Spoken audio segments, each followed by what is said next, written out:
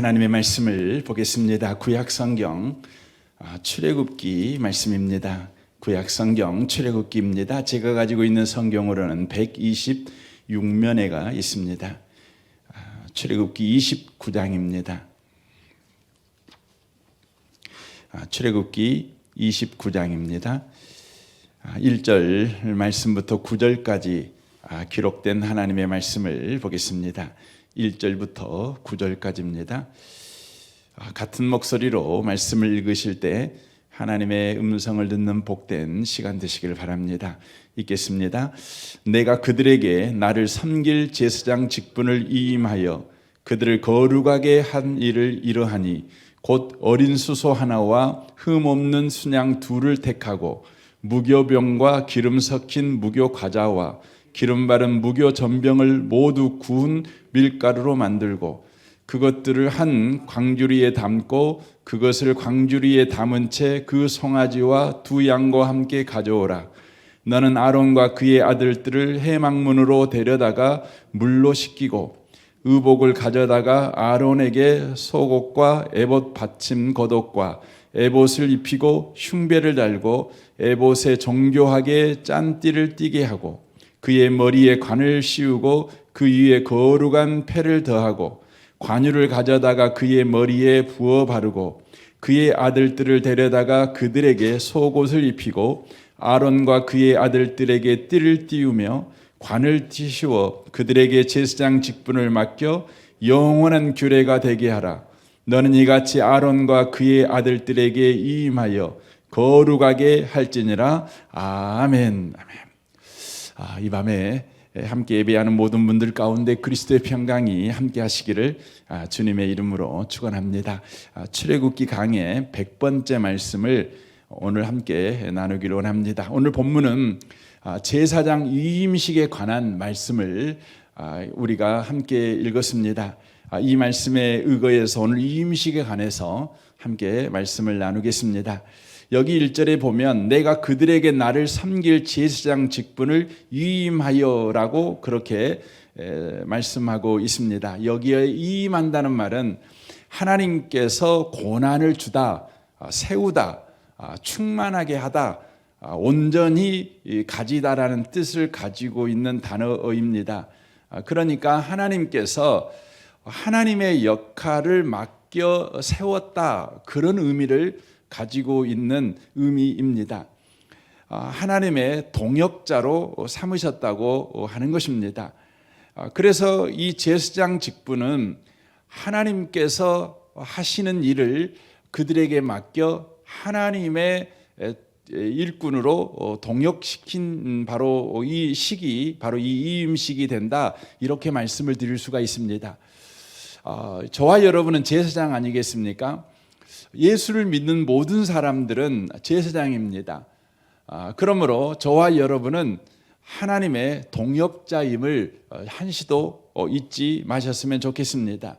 바울 사도는 자기의 정체성을 이렇게 말합니다. 고린도전서 3장 9절입니다. 우리는 하나님의 동역자들이요 너희는 하나님의 밭이요 하나님의 집이니라 라고 말씀합니다. 우리는 하나님의 동역자임을 꼭 기억하셔야 합니다. 하나님께서 하나님이 하실 일을 우리에게 맡겨서 우리가 세움받은 자라는 것을 꼭 기억하셔야 된다고 하는 것입니다. 그런데 여기 1절에 보면 제사장의 직무가 나오고 있습니다. 1절 다시 한번 보겠습니다. 너는 그들에게 나를 섬길 제사장 직분을 위임하여라고 말합니다. 제사장의 직무는 나를, 곧 하나님이죠, 하나님을 섬기는 것이 제사장의 직무인 것을 성경이 말씀하고 있습니다. 여기에 섬긴다는 것은 봉사를 말합니다. 하지만 성경에서 이야기할 때 총체적으로는 바로 예배하는 것을 바로 의미하는 것입니다. 하나님께서 저희들을 예수 믿게 하셨습니다. 그리고 제사장이 되게 하셨습니다. 우리가 해야 될 직무는 무엇일까요? 그것은 봉사하는 일입니다. 곧 예배하는 일이라고 하는 것입니다. 여러분, 예배가 뭡니까? 예배는 하나님의 임재의 현장, 하나님을 만나는 사건, 그것이 예배입니다. 그러므로 제사장 직분을 가지고 있는 저와 여러분은 하나님을 늘 만나는 삶을 살아가는 것이 제사장의 일이라는 것을 기억하셔야 합니다. 더 나아가서 이렇게 하나님이 임재하시는 현장에서 하나님을 만나는 삶을 지속해 살아갈 때 우리는 하나님의 사랑을 계속해서 경험하고 확인합니다. 이로 인하여서 내 이웃을 내 몸과 같이 사랑하게 되는 것입니다. 그래서 예배라고 하는 것은 이렇게 넓은 범위로 확대해서 정의를 내릴 수 있는 것은 바로 하나님의 임재 가운데서 하나님의 사랑을 경험한 자들이 이웃과 하나님의 사랑을 나누는 현장, 바로 그것이 예배라고 하는 것입니다. 다시 말씀을 드릴까요? 하나님의 임재의 현장에서 하나님의 사랑을 경험한 자들이 이웃에게 하나님의 사랑을 나누는 현장, 바로 그것이 예배 현장이라고 하는 것입니다. 저와 여러분은 이 예배를 경험해 가는 자가 되셔야 합니다. 이 예배에 성공하는 예배자들이 되셔야 한다고 하는 것이죠. 우리는 예배에 참석한 것으로 예배를 다 했다고 생각합니다. 혹은 예배 시간에 하나님의 말씀을 듣고 은혜 받음으로 성공적인 예배를 드렸다라고 생각을 해버립니다. 혹은 내가 헌금했기 때문에 축도하는 시간까지 내가 그 자리에 앉아 있었기 때문에 내가 예배에 성공했다, 이렇게 생각을 하는 경향이 있습니다. 하지만 그것은 예배에 성공한 것이 아닙니다. 그것은 예배의 껍데기에 불과한 참여자입니다. 예배의 본질에 다가간 예배자, 예배의 본질을 벌컥벌컥 들이마신 예배자는 임재에 계신 하나님을 경험하고 그 사랑을 확인하고 나서 내 이웃과 더불어서 그 사랑을 나누는 것까지 나아가는 것이 바로 예배다, 참된 예배를 드린 것이다 라고 말씀을 드릴 수가 있다고 하는 것입니다. 그래서 저희 교회가 이렇게 주일날 함께 예배드리죠. 오전에 예배드리고 오후에는 성도들과 순모임을 합니다. 그 이유는 뭘까요? 온전한 예배를 주일 가운데 경험하기 위해서라는 것이죠. 그리고 그 예배 경험을 가지고 가정에 나아가서 또 직장에 나아가서 또 예배자로서 살아가는 예배자가 되게 하기 위해서임을 우리가 놓치면 안 되는 것입니다. 그래서 주일 오전 예배 때는 그 예배 가운데 임재해 계신 하나님을 경험하는 일에 저와 여러분이 승부를 가진 예배를 꼭 드려야 합니다. 그리고 오전 예배 때 그 하나님의 임재 속에서 하나님을 경험한 그 경험을 가지고 내 이웃에게 나아가서 그것을 나누는 것입니다. 그 하나님을 베푸는 것입니다. 이게 참된 바로 예배라고 하는 것입니다. 그런데 우리는 예배하는 일에 매번 실패합니다.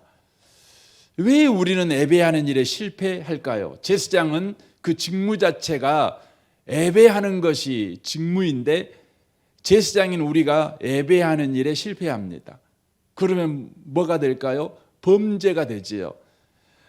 여러분, 제사장이 예배하지 않는 것은 범죄입니다. 저와 여러분은 예배해야 합니다. 예배에 실패하면 안 되는 것입니다.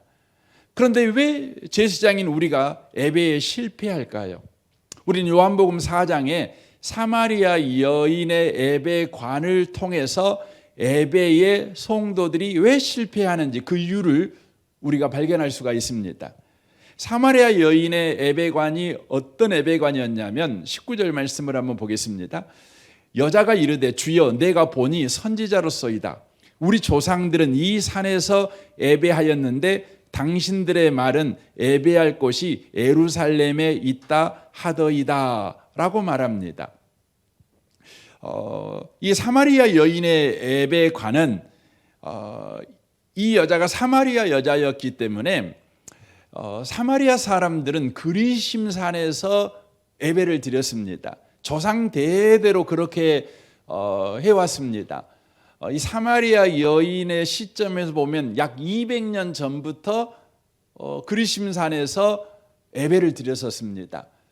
그 사건이 일어나게 된 계기가 뭐냐면 이스라엘이 바벨론의 포로가 되었다가 하나님의 은혜로 그들이 바벨론 포로에서 돌아오게 됩니다. 돌아와서 스룹바벨이 중심이 돼가지고 제2성전, 그러니까 솔로몬 성전은 무너져 버렸죠. 이제 무너진 그 자리에다가 스룹바벨 성전을 건축하게 됩니다. 건축할 때에 바리새인, 이 사마리아 사람들이 스룹바벨에게 와서 우리도 이 성전을 짓는 일에 참여하게 해주세요라고 요구를 합니다. 이게 에스라 4장에 나오는 사건입니다. 그때에 스룹바벨이 참여 못하게 합니다. 거부합니다. 왜 거부하냐면 너희들은 거룩하지 않다는 것이죠. 이방 피가 섞여 있기 때문에 거룩하지 않다라고 매몰차게 거절해 버립니다. 큰 상처를 받지요. 그리고 있다가 느헤미야가 돌아와 가지고 예루살렘 성벽을 재건합니다.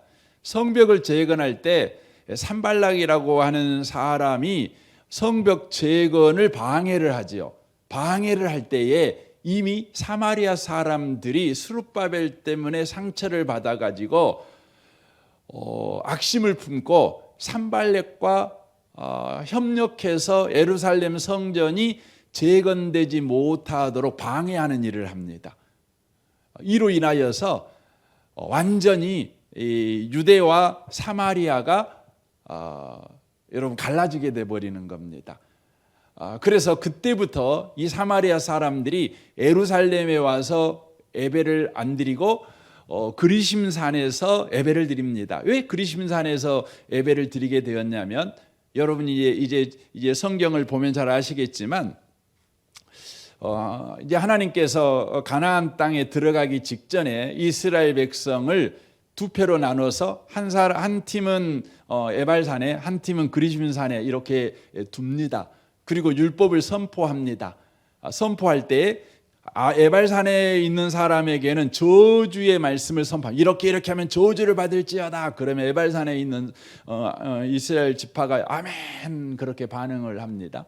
이제 그리심산에 있는 사람에게는 이렇게 하면 복 받을지어다. 이렇게 하면 그리심산에 있는 사람들이 아멘 이렇게 하는 거죠. 그러니까 사마리아 사람들의 생각에 그리심산은 축복의 산이에요. 그러니까 그 산에다가 하나님을 예배하는 예배 처소를 만들어 가지고 거기서 예배를 드렸다고요. 그러니까 여러분 200년이면 상당히 긴 시간 아니겠습니까? 그 긴 시간 동안 사마리아 사람들이 계속해서 그곳에 예배를 드렸어요.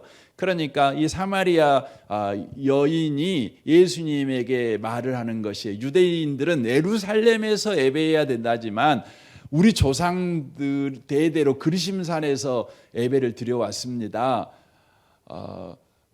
그래서 예수님 어디서 예배 드려야 되는 게 맞습니까? 그리심산입니까? 예루살렘입니까? 이렇게 이제 물어보는 것이죠. 이 사마리아 여인의 이 질문을 통해서 이 여인이 가지고 있는 예배관은 뭐냐면 장소가 중요한 거예요. 장소가 중요하지요.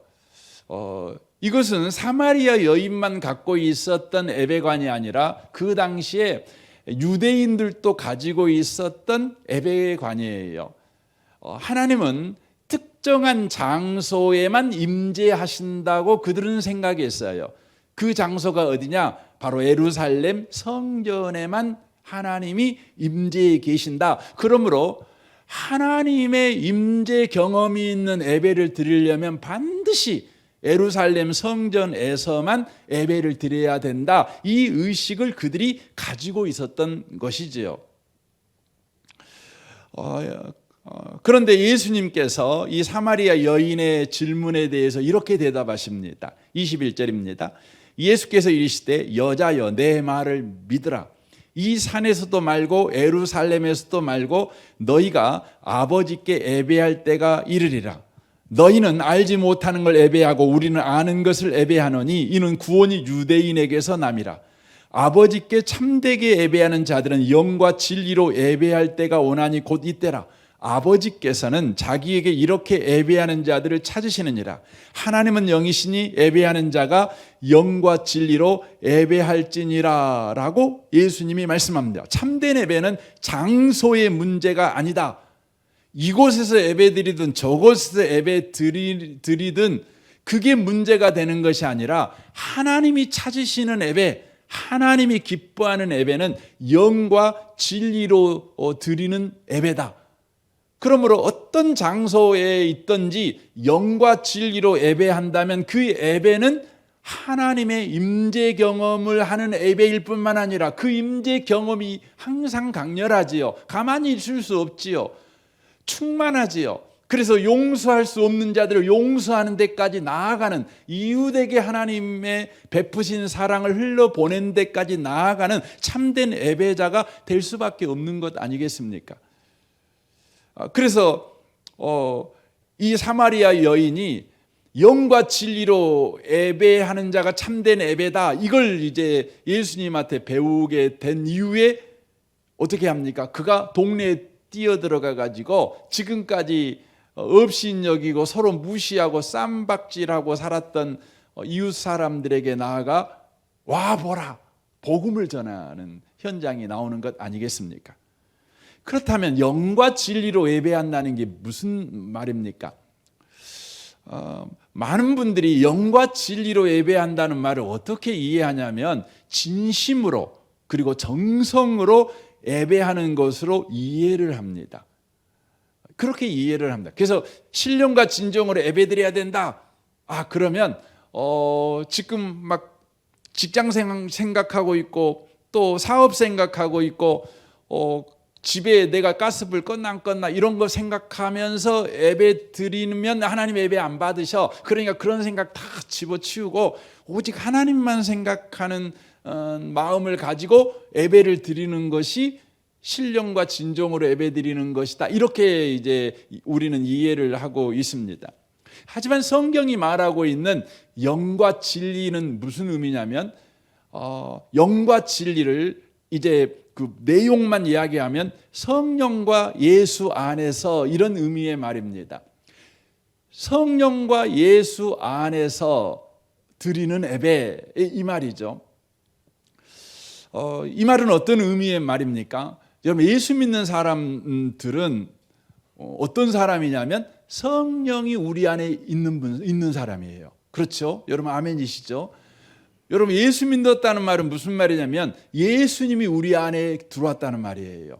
그러니까 성령과 진리라는 진리다, 이것이 성령과 예수 아니다, 이 말은 예수 믿는 사람들이 신령과 진정으로 예배하는 자예요. 자격이 그렇습니다. 뭔가 어떤 액션을 취해야 신령과 진정으로 드리는 것이 아니라 예수를 믿어 성령이 우리 안에 거하신 사람, 예수가 우리 안에 거하는 사람은 하나님이 찾는 예배자가 될 수 있어요. 그런데 문제는 뭐냐면 예수 믿는 사람이 이미 우리 안에 성령이 들어와 계시고 예수가 들어와 계심에도 불구하고 자신이 하나님이 찾는 예배자라는 생각을 못해요. 여러분, 성경을 보면 성령을 모시고 사는 사람은 하나님이 찾는 예배자예요. 하나님의 임재 경험을 얼마든지 할 수 있는 예배자예요. 왜냐하면 이게 중요해요. 성령이 그 안에 있는 사람은 바로 하나님께서 그와 함께 계시는 사람이기 때문에 그래요. 여러분 꼭 기억하셔야 됩니다. 성령과 예수가 우리 안에 들어온 사람은 이미 하나님이 함께하는 사람이에요. 그래서 신령과 진정으로 예배한다는 말은 뭐냐면, 여러분 예수 믿었다면 예수 믿는 내가 앉아 있는 이 자리에, 예수 믿는 내가 있는 이 시간에 하나님은 지금 나와 함께 계신다, 이걸 믿고 예배하는 거예요. 이게 신령과 진정으로 예배하는 거예요. 유대인들은 그렇지 않았어요. 유대인들은 예수를 믿더라도 하나님이 임재하는 장소로 나가야 하나님이 임재하는 거예요. 예수를 내가 믿어도 예수를 내준 내 하나님으로 내가 시인해서 나는 분명히 예수 믿는 사람이에요. 분명히 내 안에 성령이 거하는 사람이에요. 그럼에도 불구하고 하나님이 임재하시는 에루살렘이라고 하는 특정한 장소에 가서 예배를 드려야 하나님이 임재하는 예배를 드릴 수 있다고 생각을 했어요. 그런데 예수님께서 아니다. 하나님께 예배하는 자들은 신령과 진정으로 예배해야 된다. 그때가 온다. 그때가 언제예요? 예수님이 십자가에서 죽으시고 우리를 위해 대속해 주시고 그러므로 말미암아 우리와 하나님 사이에 가로막고 있는 죄의 문제가 해결됨으로 말미암아 예수께서 영으로 내 안에 들어오시게 되었죠. 그러므로 우리는 하나님의 백성이에요. 하나님의 백성들은 하나님이 임재하는 사람이에요. 하나님이 어디에 임재해 계시느냐? 하나님의 백성 가운데 하나님께서 임재해 계시는 것이에요. 제가 오늘 새벽에 이 부분을 말씀을 드렸어요. 이 부분을 가장 잘 설교한 설교자가 누구냐면 스데반 집사입니다. 사도행전 6장에서 스데반 집사가 고소를 당합니다. 고소당하는 내용은 두 가지입니다. 거룩한 것과 율법을 거스렸다는 제목이었습니다. 거룩한 거라는 건 성전을 말하는 것입니다. 이스라엘 백성에게 있어서 성전은 거룩한 곳입니다. 하나님이 임재하시는 곳입니다. 그런데 스데반 집사가 그것을 거스렸다고 제목을 붙였습니다. 그때 스데반 집사가 자기가 죄인이 아님을 이제 구약 성경을 관통하는 해석을 합니다. 놀라운 겁니다. 여러분 집사님 정도 되면 그 정도는 할 줄 있어야 됩니다. 집사님 정도 되면 성경을 관통해 갖고 설명할 수 있으셔야 돼요. 관통해 설명을 합니다. 어디가 거룩한 곳인지를 설명합니다. 어디가 하나님이 임재한 장소, 임재한 곳인지를 설명을 하는 것입니다. 그러면서 이제 가장 먼저 소개하는 사람이 누구냐면 아브라함입니다. 아브라함을 소개합니다. 에루살렘 성전에만 하나님이 임재해 계신다라고 주장하는 유대인들에게 아니다. 그러면서 첫 번째 등장시키는 사람이 바로 아브라함입니다. 여러분, 아브라함이 갈대아 우르에 있었습니다. 갈대아 우르는 예루살렘에서부터 약 3,000km 이상 떨어진 곳입니다. 근데 그곳에 우리 하나님께서, 영광의 하나님께서 아브라함에게 나타나십니다.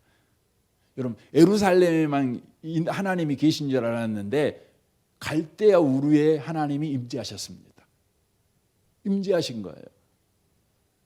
아브라함이 하란 땅으로 이사를 갔습니다. 근데 그때 하나님께서 그 땅에 또 임재하셨습니다. 임재하셨습니다. 그 다음에 소개합니다. 요셉을 소개합니다. 요셉이 애굽으로 내려갑니다. 근데 애굽에, 여러분 창세기 39장에 봐보세요. 애굽에 갔더니 하나님이 어떻게 하시죠? 요셉과 함께 하셔요.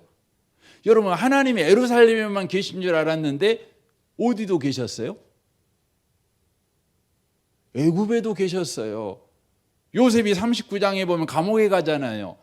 감옥에도 어떻게 하시죠? 하나님이 요셉과 함께 하셔요. 그렇죠? 함께 하시죠. 또 소개합니다. 야곱이 여러분 하란 땅에 또 가잖아요. 근데 그 땅에도 하나님 어떻게 하시죠? 함께 하셔요. 베델에도 하나님이 함께 하셔요. 모세도 마찬가지죠. 시내산에 있을 때 하나님이 함께 하셔요. 뭘 보여주고 있는 것이죠? 탈에루살렘. 에루살렘에만 하나님이 거하시는 것이 아니라 거룩한 성, 거룩한 도시인 에루살렘에만 거하시는 것이 아니라 거룩하지 않다고 여겼던 곳에도 하나님이 함께 계셨다는 거예요. 그런데 그 공통적인 게 뭐냐면 아브라함 하나님의 백성, 요셉 하나님의 백성, 야곱 하나님의 백성, 모세, 하나님의 백성, 하나님의 백성이 바로 있는 곳에 하나님이 계셨다는 거예요.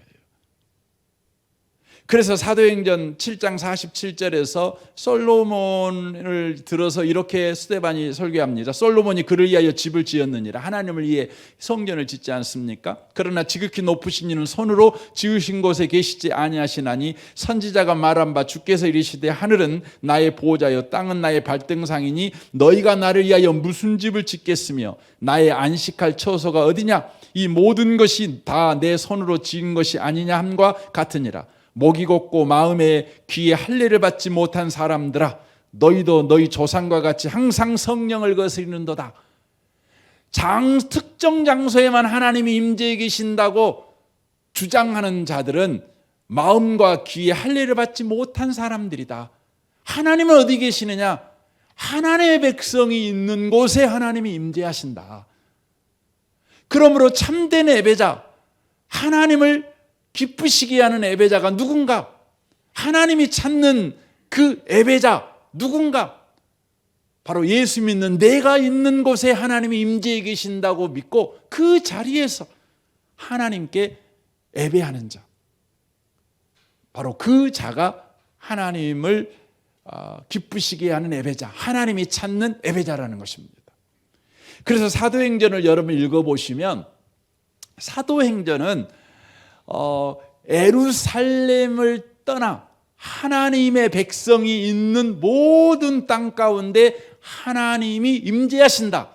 하나님이 큰 권능으로 그곳 가운데서 구원의 일을 하신다. 기도를 응답하시는 일을 하신다. 예배를 받으시는 일을 하신다. 치유의 일을 하신다. 이것을 보여줘요.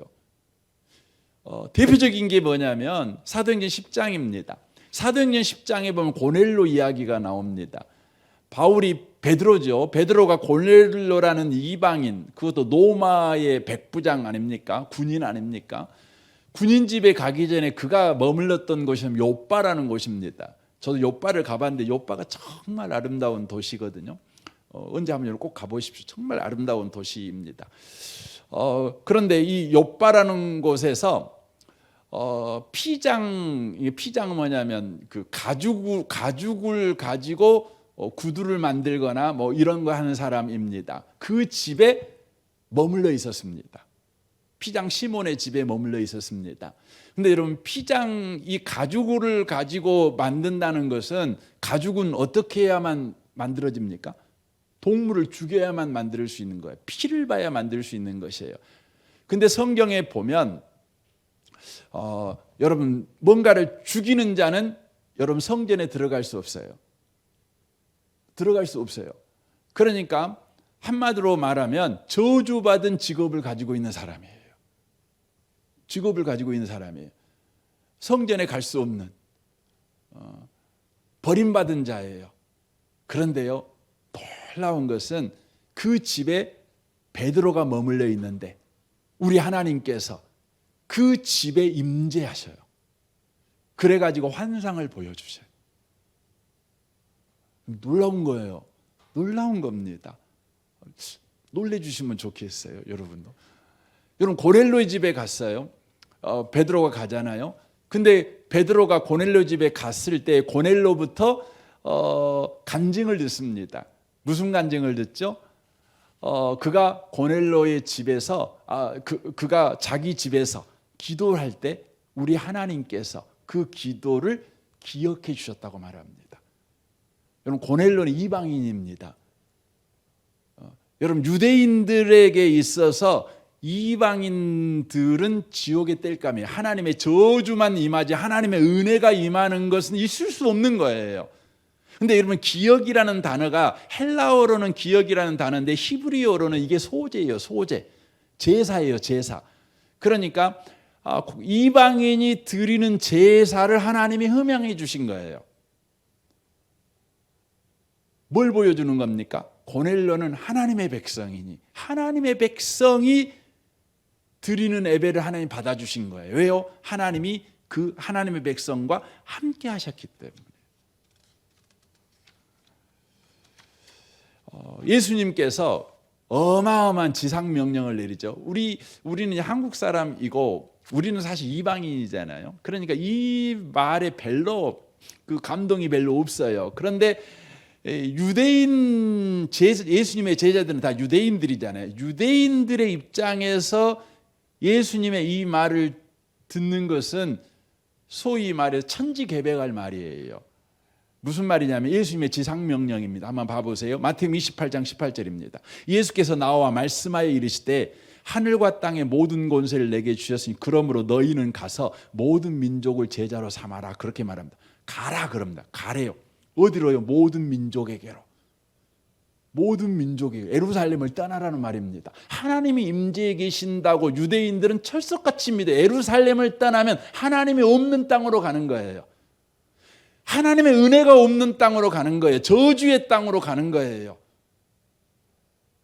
그런데 예수님께서 너희는 모두 예루살렘을 떠나라.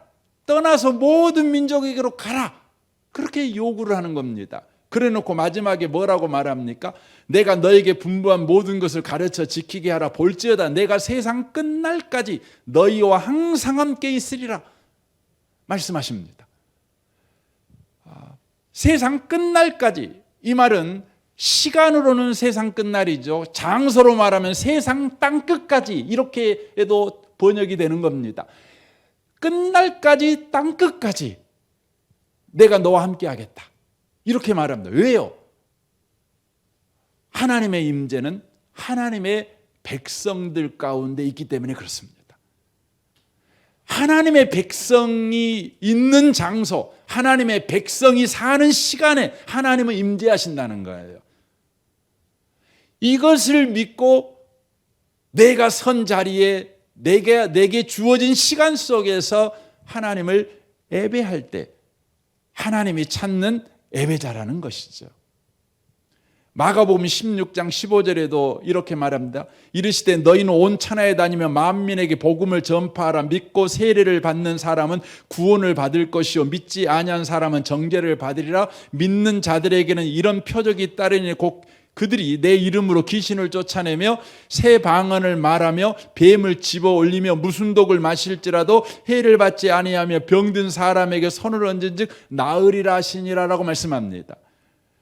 온 천하에 다니면서 복음을 전하라는 것입니다.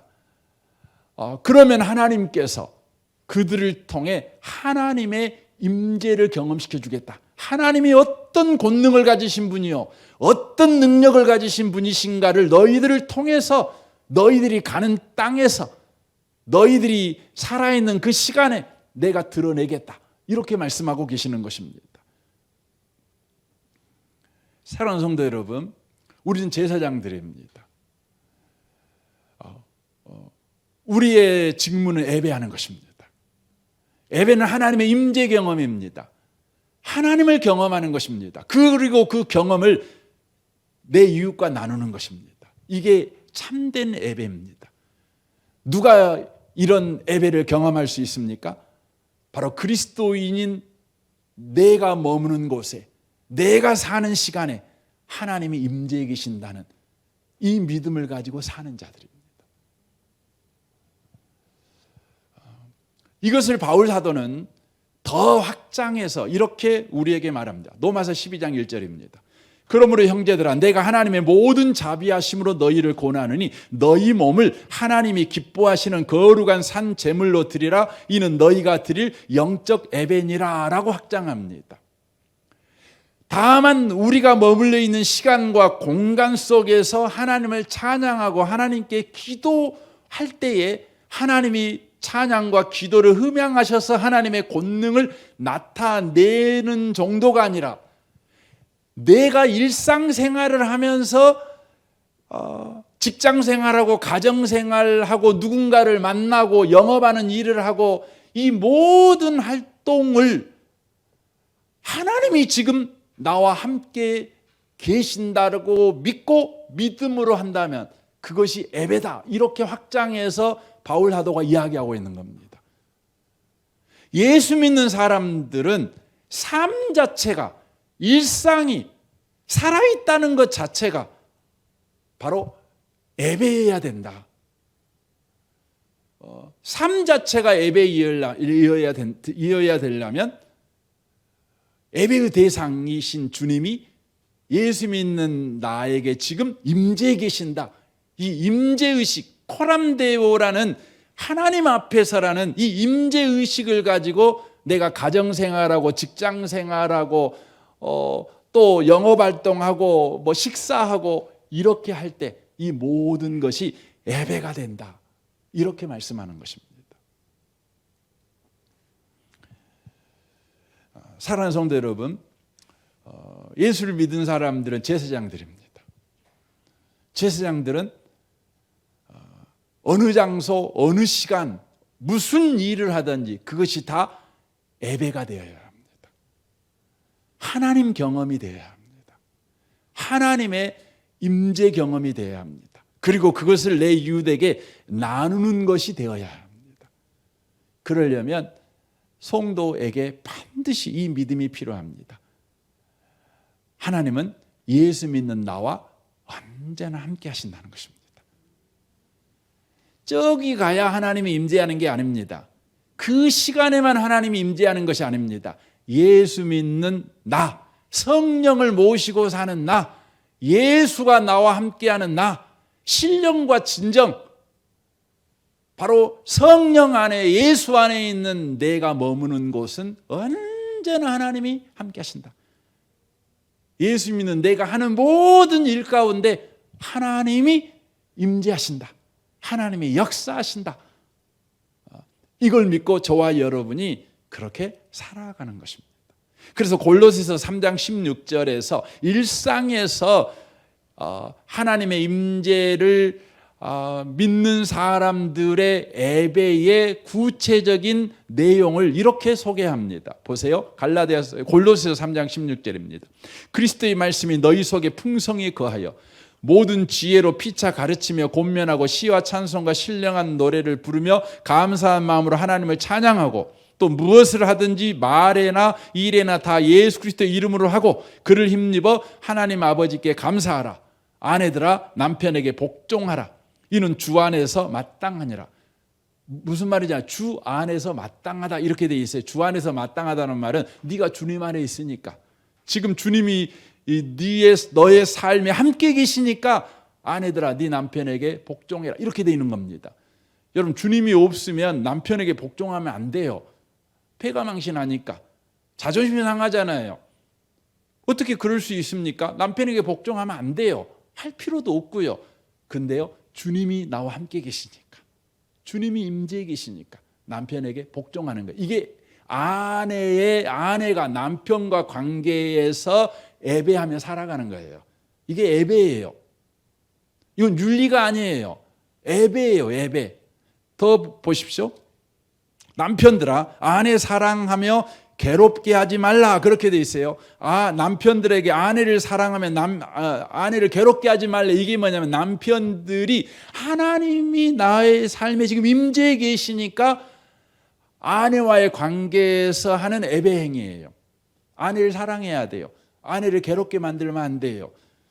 더 나아가 자녀들아 모든 일에 부모에게 순종하라. 이는 주 안에서 기쁘게 하는 것이라 돼 있어요. 주 안에 있으니까. 자녀들아 네가 주 안에 있으니까 네 부모에게 순종해라 이렇게 돼 있는 것입니다. 이게 자녀들이 부모와의 관계에서 일상의 예배를 드리는 것입니다. 내용입니다. 아비들아 21절 아비들아 너희 자녀를 노엽게 하지 말지니 낙심할까 함이라 이렇게 말합니다. 아버지가 자녀와의 관계에서 일상의 예배를 드리는 건 자녀를 노엽게 하지 않는 것입니다. 하나님의 임재 가운데 있으니까, 하나님을 믿으니까, 하나님이 함께 하시니까. 자녀를 노엽게 하는 이유가 뭡니까? 불안하니까. 그렇죠. 자녀들을 좀 성공시켜 보려고 부모 입장에서는 이렇게 해봐라. 근데 자녀가 말 안 듣잖아요. 그러니까 성질 나잖아요. 그러니까 노엽게 만들죠. 속상하게 제가 많이 하거든요. 이게 잘 이해합니다. 근데 제가 가만히 생각해 보면 하나님 안 믿으니까 그러죠. 내 말 들어야 자식이 잘 될 것 같아요. 하나님을 안 믿어요. 그러니까 자식을 노엽게 만드는 것이죠. 이 일상의 예배에서 늘 우리가 실패하는 것이죠. 22절 보십시오. 종들아 모든 일에 육신의 상전에게 순종하되 사람을 기쁘게 하는 자같이 눈가림만 하지 말고 오직 주를 두려워하여 성실한 마음으로 하라. 이렇게 되어 있습니다. 여러분에게 직장 상사가 있으신가요? 그러면 이것이 부하된 직원의 일상의 예배예요. 이게 예배예요. 이건 윤리가 아니에요. 이건 뭐 직장에서 직장생활 잘하는 방식 이게 아니고 예배예요. 제사장의 직분을 가진 자의 예배예요. 하나님이 지금 나와 함께 계시는 거예요. 이걸 믿는 믿음으로 드리는 것이죠. 더 나아가 보십시오. 23절 무슨 일을 하든지 마음을 다하여 주께 하듯 하고 사람에게 하듯 하지 말라. 이는 기업의 상을 주께 받을 줄 아나니 너희는 주 그리스도를 섬기느니라 라고 돼 있어요. 너는 하나님 예배하는 거야. 하나님 임재하시니까. 예배하는 것이 뭡니까? 사람에게 하듯 말래요. 하나님에게 하듯 하래요. 주께 하듯 하래요. 이게 예배 아니겠습니까? 불의를 행하는 자는 불의의 보응을 받으리니 주는 사람을 애모로 취하심이 없느니라 라고 말씀하십니다. 결론적으로 말씀을 드리고 싶습니다. 제사장의 직분은 예배하는 것입니다. 우리는 예배의 성공자가 되어야 합니다. 예배의 성공자는 뭡니까? 예수 믿는 내가 있는 곳에 하나님이 함께 하신다는 것입니다. 우리가 왜 예배당에 와서 예배드립니까? 그것은 나 혼자 살아갈 때는 하나님이 나와 임재해 계신다는 말을 들어도요 잘 까먹어요. 그러니까 함께 모여서 서로 격려하기 위해서예요. 그래서 일주일 동안 혼자 살아갈 때에 하나님이 나와 함께 계신다는 것을 또 경험하고 살아가는 거죠. 그러다가 또 목요일, 금요일, 토요일 정도 되면 또 야코가 죽어가지고 하나님이 나와 함께 계시지 않는 것 같아요. 근데 또 주일날 모여서 같이 말씀 나누고 말씀 듣고 이러는 가운데 예수 믿는 사람에게는 하나님이 진짜 임재에 또 믿음의 격려를 받고 믿음의 또 자극을 받아가지고 또 월요일날 나가는 것이 이 일하기 위해서 주일날 모이는 거예요. 여러분 이 예배당 이 공간 안에가만 하나님이 계시느냐? 아니에요. 분명히 이곳에서 하나님이 계시죠. 왜냐하면 우리가 있으니까. 예수 믿는 우리가 있으니까. 하지만 이 예배당에 와갖고만 기도하면 응답받냐? 그건 아니에요. 예수 믿는 여러분이 예배당에 있든지 가정에 있든지 하나님이 임재하신다는 이 임재의식을 가지고 이 믿음을 가지고 하나님께 나아갈 때 여러분의 기도를 통해서 하나님은 크신 일을 하시는 것입니다. 저는 이 밤에 오신 복 있는 분들이 이것을 꼭 기억하셨으면 좋겠습니다. 하나님은 여러분과 함께 하십니다. 나와 함께 하십니다. 절대 놓치지 마십시오. 그래서 여러분의 삶이 제사장의 직무를 다하는 삶이 되시기를 주님의 이름으로 축원합니다. 아멘.